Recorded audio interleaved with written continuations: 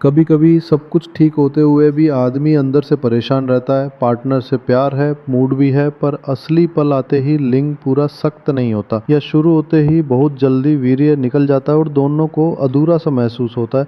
Doctor से बात करें तो दो नाम अक्सर सुनाई देते हैं, शियोग्रा गोल्ड और मैनफोर्ड स्टेलोंग।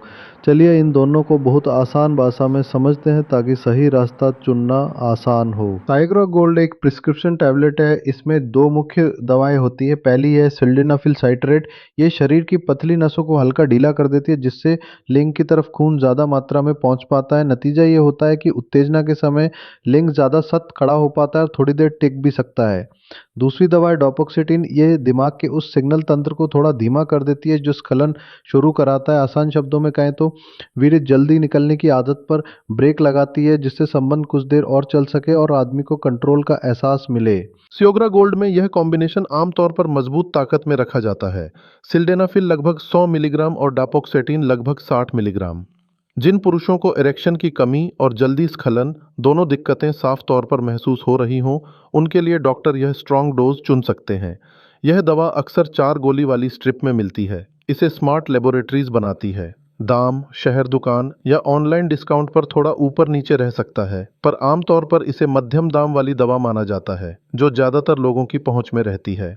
अब मैनफोर्स स्टेलॉन की बात करें। यह मैनकाइंड फार्मा की दवा है और विचार लगभग वही, एक टैबलेट दो काम। इसमें भी सिल्डेनाफिल और डापोक्सेटिन ही रहते हैं, लेकिन इसकी सबसे बड़ी खासियत है कि यह अलग अलग ताकत के विकल्पों में मिल सकती है। कई बाजारों में हल्का वेरिएंट मिलता है जिसमें लगभग 50 मिलीग्राम सिल्डेनाफिल और 30 मिलीग्राम डापोक्सेटिन होता है।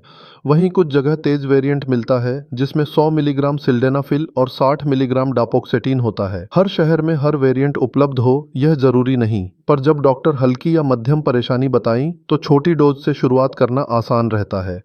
यह भी अक्सर 4 टैबलेट की स्ट्रिप में बिकती है। कीमत ब्रांड, ऑफर और जगह पर निर्भर करती है। अब सीधी तुलना सुनिए। दोनों दवाओं का मकसद एक जैसा है। सिल्डेनाफिल से लिंग में खून का बहाव सुधरे और डापोक्सेटिन से स्खलन देर से हो, यानी एक गोली में डबल सपोर्ट। फर्क ताकत और लचीलेपन का है। सियोग्रा गोल्ड ज़्यादातर फिक्स्ड और मजबूत डोज में आती है, इसलिए जब दोनों दिक्कतें ज़्यादा हों या डॉक्टर शुरू से स्ट्रॉन्ग सपोर्ट देना चाहें तब यह बेहतर विकल्प बन सकती है।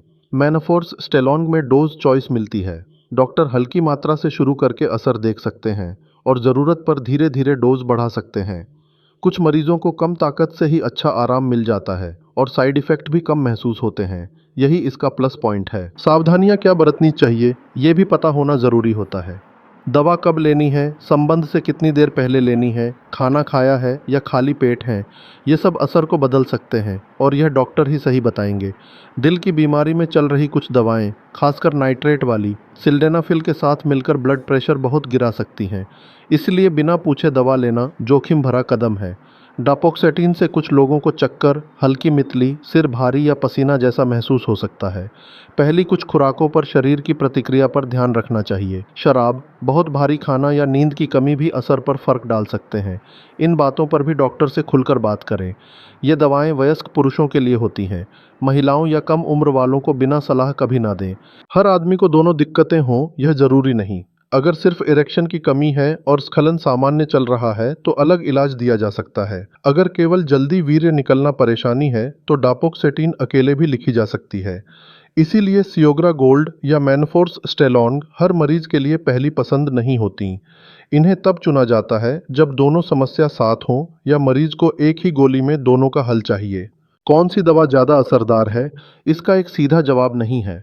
असर आपके शरीर, ली गई मात्रा, सही समय और बाकी चल रही दवाओं पर निर्भर करता है। कुछ लोग बताते हैं कि सियोग्रा गोल्ड उनके लिए ज़्यादा पावरफुल रही। कुछ लोगों को हल्की मैनफोर्स डोज से ही अच्छा फ़ायदा मिला और सिर भारी कम हुआ। इसलिए दोस्त की सलाह, इंटरनेट रिव्यू या केमिस्ट की बात पर खुद से दवा न लें। अपनी पूरी मेडिकल हिस्ट्री के साथ डॉक्टर से बात करें।